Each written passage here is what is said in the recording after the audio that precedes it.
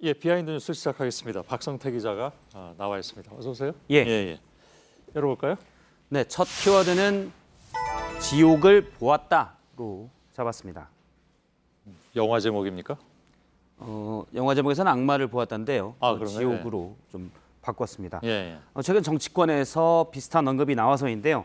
황교안 자유한국당 대표가 얼마 전 어제 페이스북에서 쓴 글입니다. 예. 잠깐 보면 18일간 민생투쟁 대장정을 돌았는데 현장에서 들은 소리는 현장은 지옥과 같았습니다. 시민들께서는 살려달라 절규했다라고 썼습니다. 예.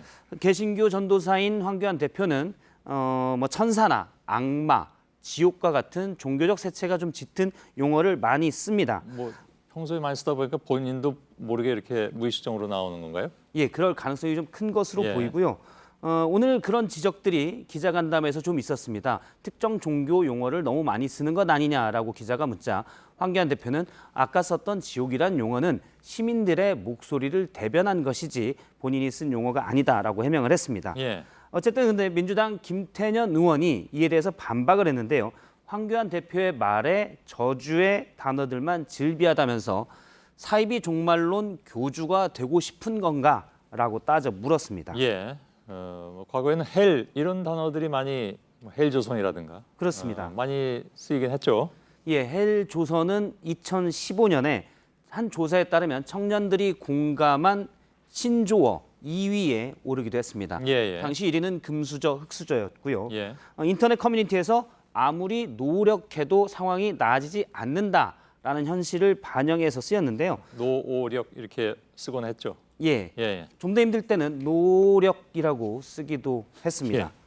당시는 박근혜 정부 때인데 박근혜 당시 대통령은 이런 용어들이 쓰이는 것에 큰 불만을 가졌었습니다. 예. 그래서 이듬해 광복절 기념식에서 세계가 부러워하는 우리나라를 살기 힘든 곳으로 비하하는 신조어들이 확산되고 있다라면서 우려를 나타내기도 했습니다. 예. 이때가 2016년인데요. 이때는 황교안 국무총리 시절입니다. 예.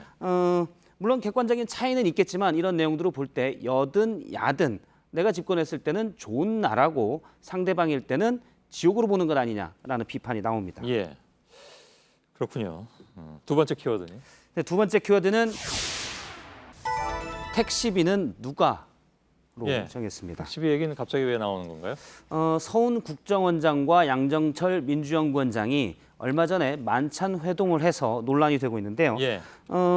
야당에서는 총선을 1년도 안 남기고 여당의 싱크탱크 수장이 정보부처의 수장을 만난 것이 부적절하다라고 지적하고 있고 양정철 원장은 지인들과 그냥 밥 먹은 자리다라고 하면서 대립을 하고 있습니다. 예. 양전 단독 두 사람의 만남은 아니었던 모양이죠. 그렇습니다. 다른 지인들이 좀 있었던 것으로 밝혀졌고요. 양정철 원장은 민간인이 있기 때문에 공직 있는 사람이 아닌 사람이 있기 때문에 그 사람들을 다 공개할 수는 없다라고 얘기를 했습니다. 예. 이 회동을 취재한 것은 더 팩트라는 인터넷 언론인데요. 양정철 원장은 본인을 미행해서 취재했다며 황색 저널리즘이라고 비판하기도 했습니다. 그런데 더 팩트에서 오후에 추가로 영상을 좀 공개를 했습니다. 회동이 끝난 뒤에 다음에 서훈 국정원장과 양정철 민주연구원장이 식당 바깥에서 인사를 하고 나갔는데 모범 택시가 나간 다음에 한 대 지금 영상에 보입니다. 와서 서 있고 지금 왼쪽에 붉은 동그라미가 식당 주인, 앞서 오른쪽이 양정철 민주연구원장인데 양정철 민주연구원장이 택시에 탄 뒤에 저렇게 식당 주인이 택시비를 냈다는 겁니다. 팩트에서 식당 주인에게 물어봤더니 예전부터 양정철 연구원장이 손님으로 자주 와서 알고 있었고 언젠가 뉴스를 보니까 아무 직책도 안 맡고 있다. 또 아무것도 안 맡겠다는 얘기를 들어서 좀 짠한 마음에 택시비를 내줬다라고 했습니다. 출발하기 전에 기사님께 택시비를 드렸더니 양 원장이 안 돼 그랬는데 일단 가시라고 하면서 택시비를 냈다고 합니다. 더 팩트는 정치권 관계자들을 인용해서 어떻게 택시비를 식당에서 내주냐. 그러면 식사비는 누가 낸 거냐라는 말을 따졌습니다. 뭐 아무튼 현 정부의 핵심 인사로 분류되니까 이런 얘기들도 자꾸 나오는 거겠죠. 양정철 원장의 입장은 뭐였습니까? 그럼 이거에 대해서? 저 기사가 나자마자 기자들에게 문자로 입장문을 보냈습니다. 근거 없는 폭로라고 했는데요. 일단 내용을 좀 보면 제 식사비는 제가 냈습니다라고 했고요. 현금 15만 원은 식당 사장님께 미리 드렸고 나중에 갈 때 원래는 일반 택시를 불러달라고 했는데 가격이 좀 더 비싼 모범 택시를 불러주니까 식당 주인이 좀 미안하기도 하고 그래서 아마 택시비를 대신 내준 것 같다. 그리고 간만에 봤는데 좀 반갑기도 하고 또 앞서 들었듯이 양정철 원장이 직책이 없는 걸로 알고 있어서 뭐 식당 주인의 정확한 표현을 하면 백수로 알고 있었다라고 얘기가 그분은 됐습니다. 뉴스를 잘 안 보시는 모양이군요. 예, 최근에 민주연구장을 맡은 것은 확인을 못했던 모양입니다. 예. 물론 민주연구장은 양정철 원장은 무급으로 일하고 있긴 합니다. 아, 그런가요? 예. 그래서 그중 식사비 준 것 중에 5만 원을 식당 주인이 택시 기사분에게 내준 것뿐이다라고 해명을 했습니다. 양정철 원장의 국정원장 회동 논란이 계속되고 있는데 뭐 과거 국정원의 정치 개입이 많았기 때문에 그런 기억 때문인 것으로 보이고요. 하지만 양정철 원장의 주장에 따르면 2년 만에 돌아와서 옛 지인들을 그냥 만난 자리다. 정치 행위가 아닌 사람 도리로서 만난 자리다라고 주장했습니다. 예, 알겠습니다. 아무튼 뭐 오늘 많이 뉴스가 되긴 했습니다. 예. 세 번째 키워드 볼까요? 세 번째 키워드는 황금 종려 연상법으로 봉준호 잡았습니다. 감독이 받은 상? 그렇습니다. 지난 주말에 칸 영화제에서 봉준호 감독이 기생충으로 황금 종려상을 수상을 했는데요. 오늘 월요일이어서 여야에서 일제히 축하 논평을 냈습니다. 한국당만 별다른 공식 논평을 내지 않았다가 오후에 있던 회의에서 나경원 원내대표가 축하 인사를 건넸습니다. 직접 들어보겠습니다. 황금 종려상을 받았는데요. 봉준호 감독에게 진심으로 축하와 감사의 말씀을 전합니다. 그런데 칸 영화제 소식 중에 흥미로운 것이 또 하나 있습니다. 축하 인사가 앞과 뒤가 지금 좀 편집돼서 저 부분만 들었는데요.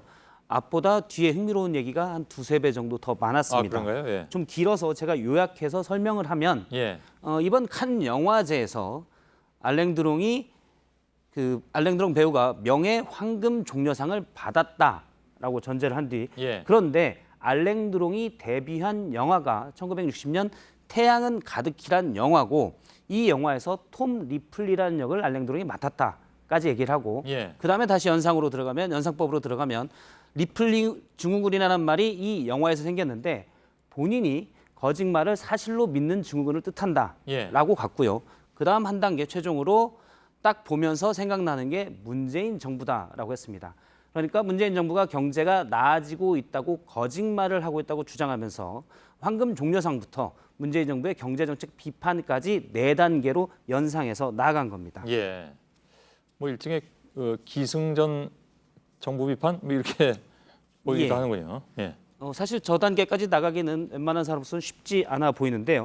물론 야당으로서 비판은 할 수 있지만 봉준호 감독의 황금 종려상 축하에 대해서는 좀 인색한 것 아니냐라는 비판이 있습니다. 앞서도 얘기했지만 발언 부분이 리플리 증후군 얘기가 훨씬 더 길었습니다. 한국당이 봉준호 감독의 기생충 축하에 인색한 것이 과거 박근혜 정부 때 봉준호 감독을 블랙리스트로 지정했기 때문이 아니냐. 그랬다면서요? 라는 분석이 있습니다. 여기까지입니까? 예. 박성태 기자였습니다. 수고했습니다.